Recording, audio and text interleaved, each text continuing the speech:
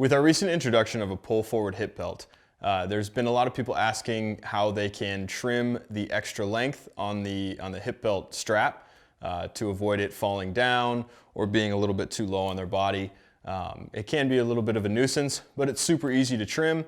It's super easy to do. So today we're going to show you exactly how to do that and where to trim it to avoid any problems in the future.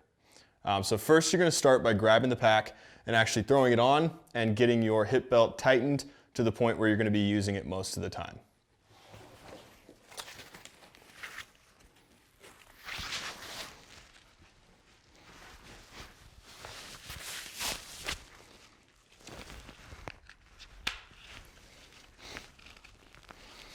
All right, so once you have the hip belt tightened to the point where you're going to be using it most, we know that sometimes you get it a little bit loose or a little bit more tight, but the general area is where we're looking for.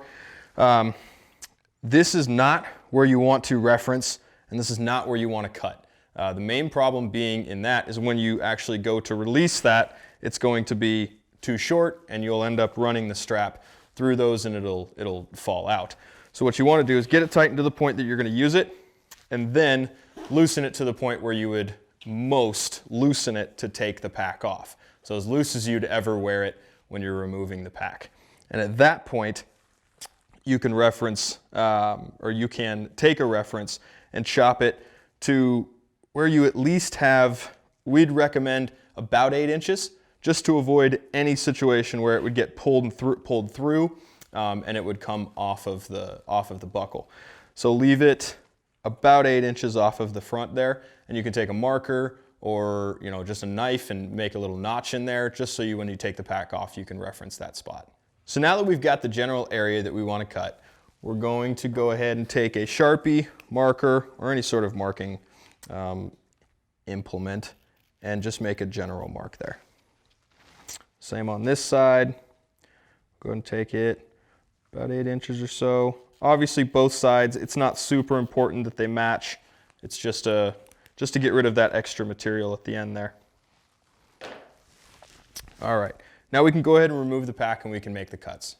Now that we've got our reference point of where we want to cut, you can take any sort of cutting instrument and go ahead and cut. What I would do is cut right in front of that mark, so you don't have that pen mark or whatever on the strap at all times.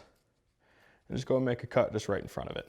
Now what we're going to do to keep the belt or the strap from unraveling and and getting all tangled up and stuff like that. So we're just going to take a simple lighter, fray out the edges as much as you really want to. The more you fray the edges, the larger that, I guess, melted material is going to actually be at the end of this. So I like to fray it out a lot because I like a little bit of a bump at the end there. And then just go ahead and hold it down so the flame's going to run up the strap and just melt those edges there. And the more you melt it, the more those edges are going to roll. There you go.